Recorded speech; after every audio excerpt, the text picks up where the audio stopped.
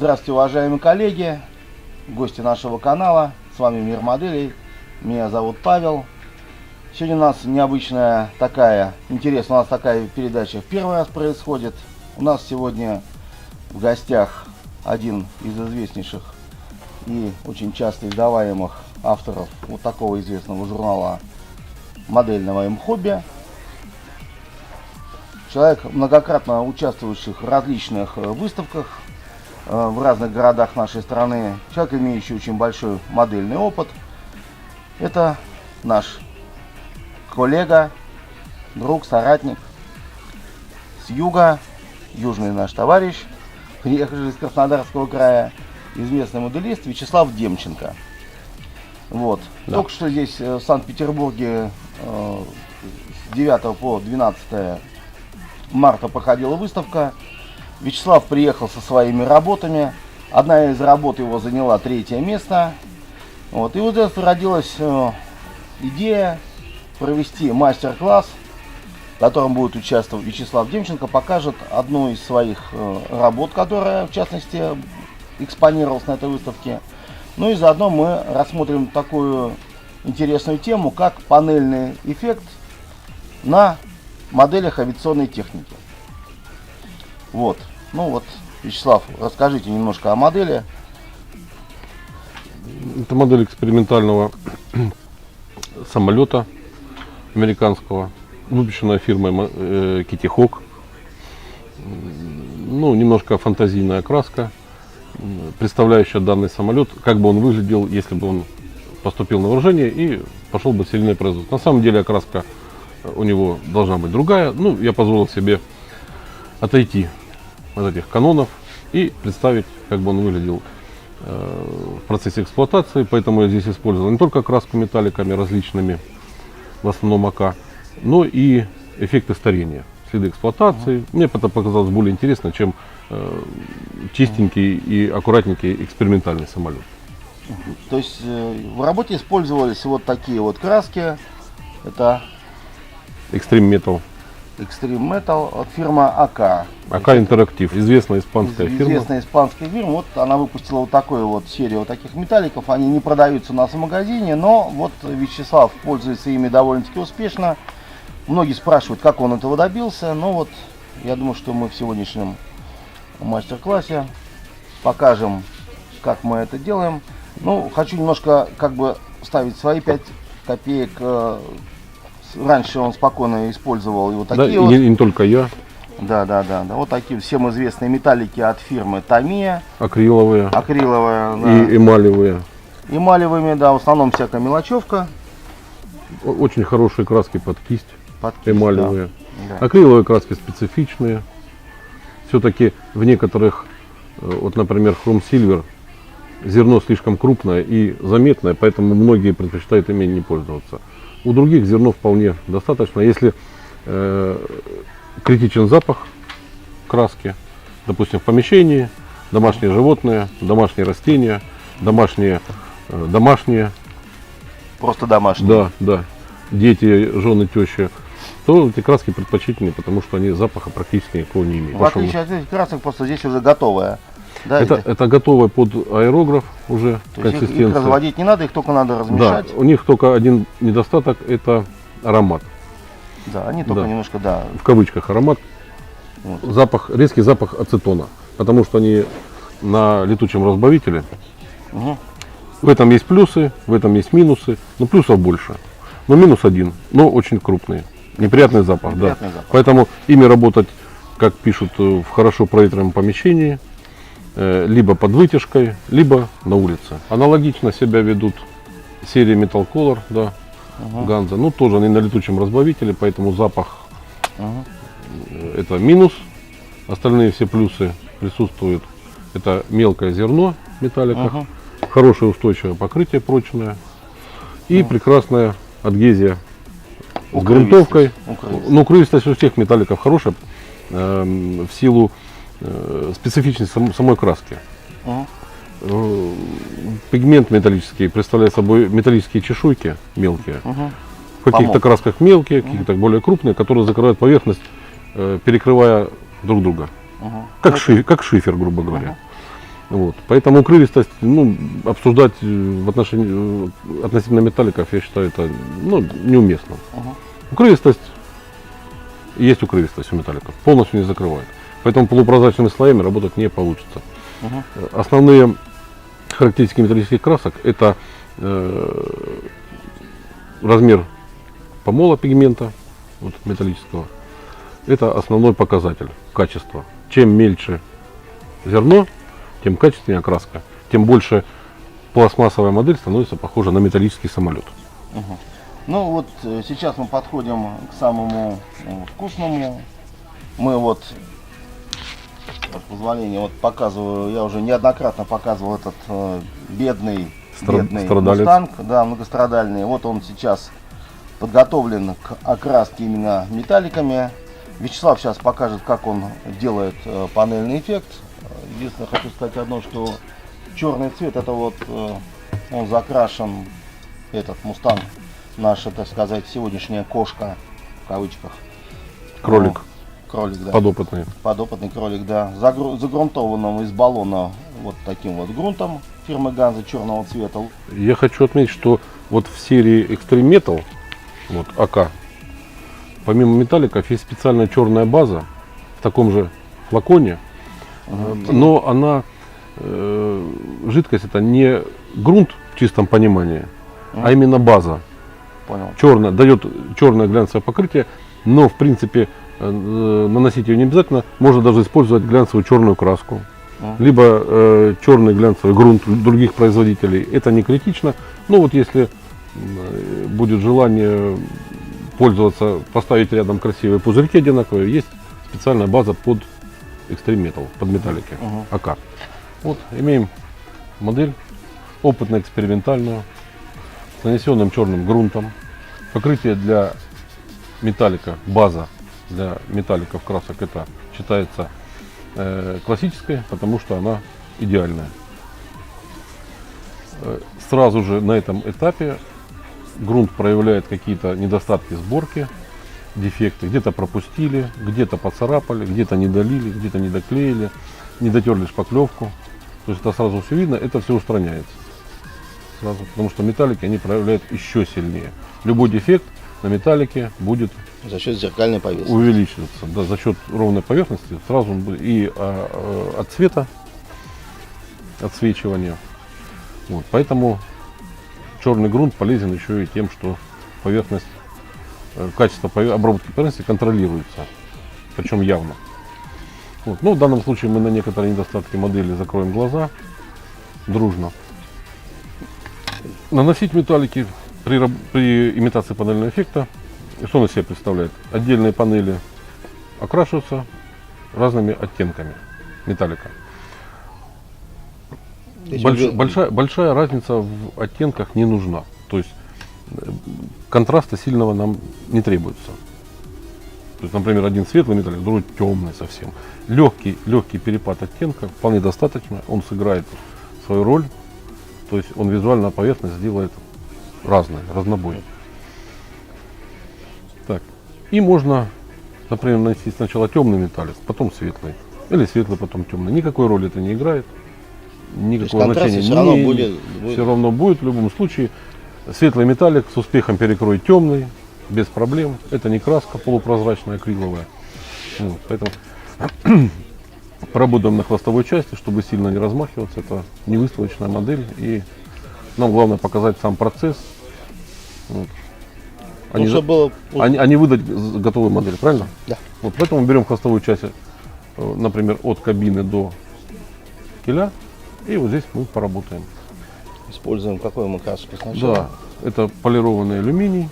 АК-481, да? Да, вполне достаточно.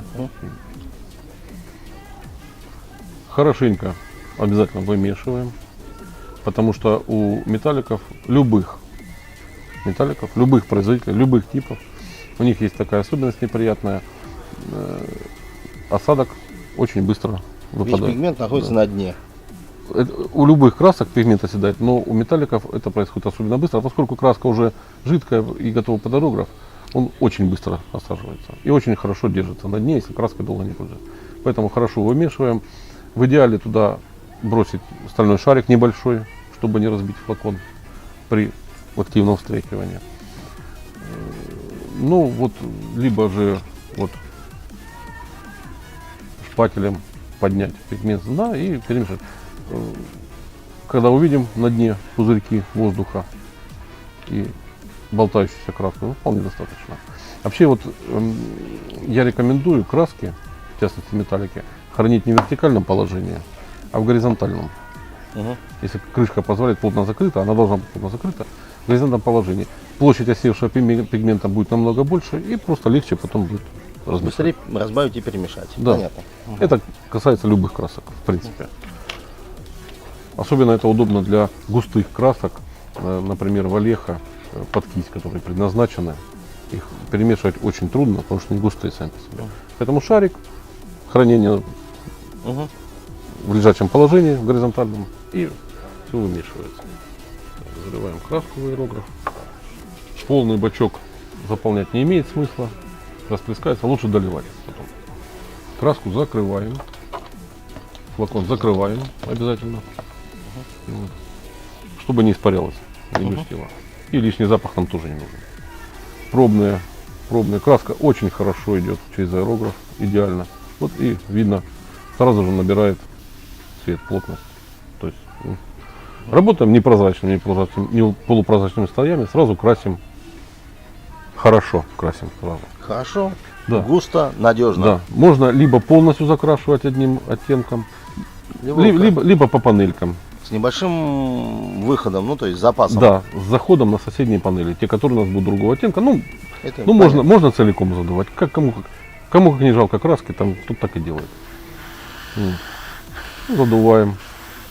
Причем не постоянно педаль, а вот такими вот короткими выстрелами, скажем так. Чуть-чуть краска получается у нас, как она называется, мокрая на поверхности. Влажными слоями, Да, мокрыми. да. Вот. Смотрим, контролируем равномерность нанесения. Здесь бачок очень маленький, не знаю сколько миллилитров объем. Но вот половины бачка хватило практически на четверть фюзеляжа, почти на половину фюзеляжа модели в 1.32. То есть укрывистость очень хорошая, расход небольшой у нас идет. То есть очень практичная краска, одним словом. Да, несмотря на, возможно, высокую стоимость, одного пузырька хватит, ну вот, 32 масштаб, да, там, Мустанг. Ну, полностью окрасить модели, наверное, 6-7. Да. Без всяких эффектов, просто вот задуть. Их хватит с успехом. С головой. Закончилось. Краска закончилась, нам больше не надо. Вот, и смотрим. Она очень быстро высыхает, то есть это Да, тоже. да. То есть, в принципе, уже потом через какое-то время, но сейчас еще Нет, рановато, да. Да, рановато, это я погорячился. Почему-то она не держится. Ну, просто, может быть, на этом. Ну это я просто, это последний проход был. Но это мы оставим как демонстрация, что пальцами трогать не высохшую краску нельзя. Да. Ну, если такое случилось, можно залить еще красочки, подуть, и следов не будет. Ну, в данном случае мы здесь сделаем темную панель. Да и все. Да. Вот. Избежим. Вот была накрашена звезда здесь. Она немножко проступила. Да, и она проступила. То есть металлик проявляет все мельчайшие дефекты. Вот проявила вот эту вот накрашенную звезду. Хотя мы наждачной бумагой обрабатывали, сошлифовывали. И грунтовали, да. Все равно, да, и грунтовали, все равно до конца не получилось вывести. И она была не очень заметна. Металлик сразу же проявил. Видно, другая фактура поверхности получилась. Вот. Вот блестит. Здесь более матовая. Вот. Вот то, о чем мы говорилось раньше. Вот, ну пусть подсыхает. То есть следующее мы будем выкладывать масками из скотча. Да. Скотч Томи стандартный. Обыкновенный. Выкладываем на коврике для резки.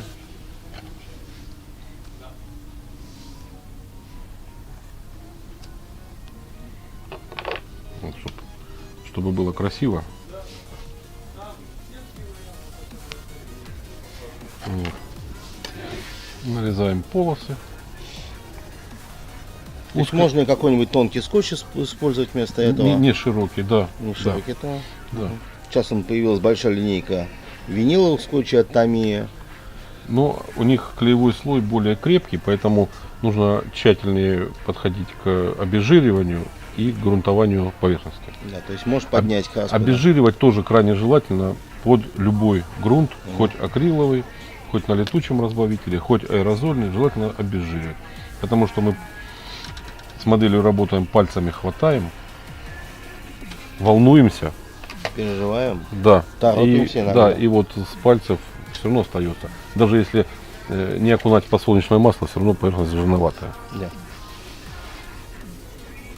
Готовим для масок. Помимо удобства при нарезании скотч, когда мы наклеиваем на поверхность, на коврик, наклеили, нарезали. Еще один плюс, мы немножко ослабляем клеевой слой скотча. Угу. То есть меньше шансов поднять. Ну да. Да. Ну что, начнем. Да, все. Можно работать. Есть, конечно, небольшое бассейн, что мы где-то что-то не досушили, но основные принципы понятны. Вот. И полосочками лентой липкой выкладываем границы темных То есть по линиям участков. расшивки. Темных участков, да. Почему называется панельный эффект? Потому что отдельные панели обшивки выделяются другим оттенком. От слова панель. То есть в реальной жизни это получается прокат разные. Разное направление проката, разная обработка. Материалы разного. Материал из разных партий. Они будут все равно разного оттенка. Это, конечно, процесс не быстрый, но если хотим получить результат хороший, надо немножко попотеть. Задувать быстро, подготавливать долго. Ну, это всегда. Это того стоит. Всегда и везде так. Маленькие лючки, вот как круглые, там прямоугольные, вот такие, удобно закрывать масколом. Зубочисткой туда капнуть, растянуть по краям и все. То есть это Жидкие маски. Да. жидкие маски. Вот там они были. Полностью панель закрывать масколом неудобно. Пинцетом нужно будет работать аккуратно, потому что пинцет острый, и уже окрашенную поверхность, на которую мы накладываем маски, можно повредить, поцарапать. А на металлике, еще раз подчеркну, Проявляет все дефекты очень хорошо видны, бросаются в глаза. Поэтому аккуратно окрашенные под металл модели всегда вызывают удивление и восхищение на выставках. В чем мы смогли убедиться вот на завершившейся выставке, где МиГ-19, да? Да, МиГ-19, да. Был окрашен металликом, просто потрясающе. Просто вот. По-моему, вторая модель заняла второе место в категории 48. Да. Я не помню, кто автор, но модель очень красивая, очень хорошо смотрится. И еще такой момент, это самолеты, которые были не окрашены. Имитация металлической поверхности не окрашивались. То есть, как говорят, голый металл. А дюраль имеет свойство очень быстро окисляться, да. И излишний блеск, он не нужен, собственно говоря. И для этого желательно делать тонировочку, то есть притемнять, задувать матовым лаком. Можно на этом самом смоке. Вот, закрываем с запасом, с перекрытием, чтобы нигде не поддувалось. Потому что в данном случае, если мы что-то испортим, не там накрасим, не туда краска попадет, придется подкрашивать. Удалить ее не получится без следов. То есть придется подкрашивать весь участок там. Да, но есть такой интересный способ, вариант. например, основной цвет нанести Extreme Metal, вот, а затемнение, высветление делать эмалевыми красками Тamiya, металликами. Они неплохие. И если какие-то будут ошибки у нас или не понравится результат, можно вайт-спиритом удалить эмаль, Не повреждая. не повреждая основной базовый слой. Вот, и сейчас еще попробуем закрыть лючок.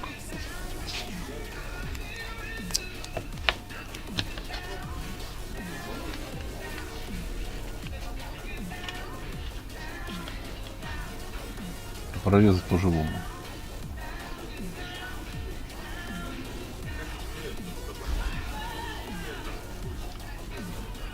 Это делать, конечно, нежелательно. Для экономии времени мы так сделаем. Это мы выделили лючок. Да, закрыли лючок. У нас будет более светлым. И теперь маскируем все вокруг, да? Да, оставшиеся. Ну, больше панели выделять не будем, смысла нет, но эффект и так будет заметен у нас. Раньше, когда не было оттенков разных металликов, как сейчас, не было такого богатства выбора, брали серебрянку и притемняли ее добавлением черной краски. Ну, можно было не угадать, Да, сделать можно. слишком темную. А это уже готовые оттенки имеются. Что берем готовые, ими и пользуемся. Они же для кого-то сделаны, для удобства, для нашего. Мы этим удобством и пользуемся во всем.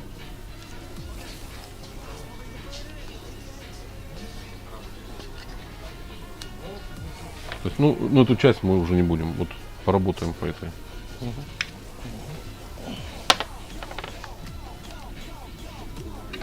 Здесь еще закроем, чтобы для чистоты Эксперимента. эксперимента. Вот у нас Сейчас. подопытный готов. Да, значит, это у нас было все закрыто еще раз 481 полированным алюминием. А теперь мы Да, теперь темный алюминий. теперь темный алюминий используем. 480. Вот видно разницу, да? Уже.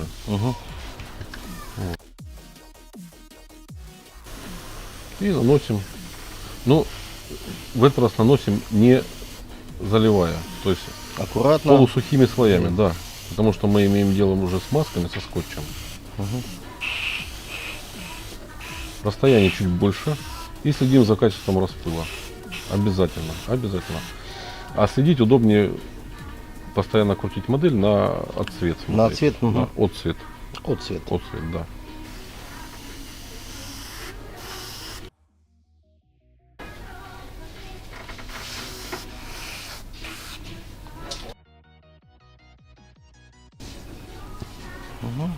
Фон.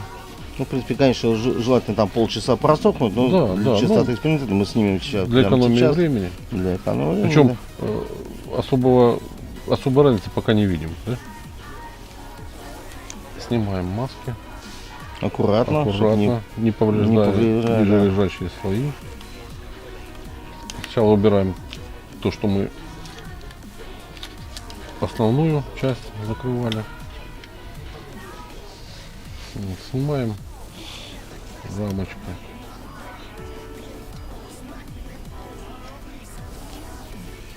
Вот, ну и, собственно, да, лючок.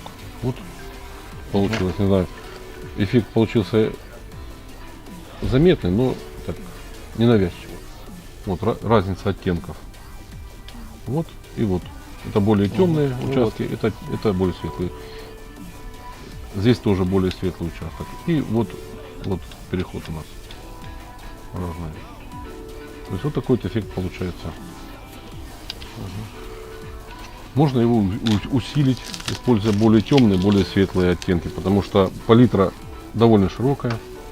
Есть вот матовый алюминий и темный алюминий. Вот разница. Матовый еще светлее, чем полированный. Можно было использовать матовый и темный. Контраст был бы выше. Есть стальной вот с таким вот голубоватым оттенком. Тоже может какие-нибудь жаропрочные панели. Можно использовать вот такую вот краску. Хорошенько вымешивать И, кстати, можно даже и попробовать использовать, пока у нас основная сохнет. Мгм. Ну, сейчас быстренько, чуть-чуть, чтобы увидеть разницу с алюминием. Правильно? Да. Вот стальной Stainless Steel. Он немножко с голубоватым оттенком, извиняюсь за выражение. Вот. Точно так же окрашивается, точно так же наносится. Без всяких изысков, нюансов. И, кстати, мне кажется, выглядит очень неплохо. Да, он такой голубоватый оттеночек дает. То есть, в принципе, можно и при желании, и вот какие-нибудь эффекты на более светлом металлике можно попробовать сделать.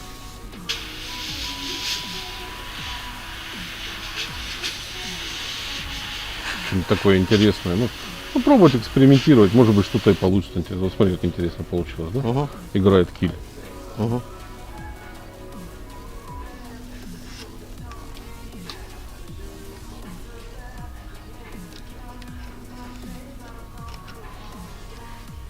Ну, Вот получается, с темным алюминием разница Угу. заметна. Угу. Да?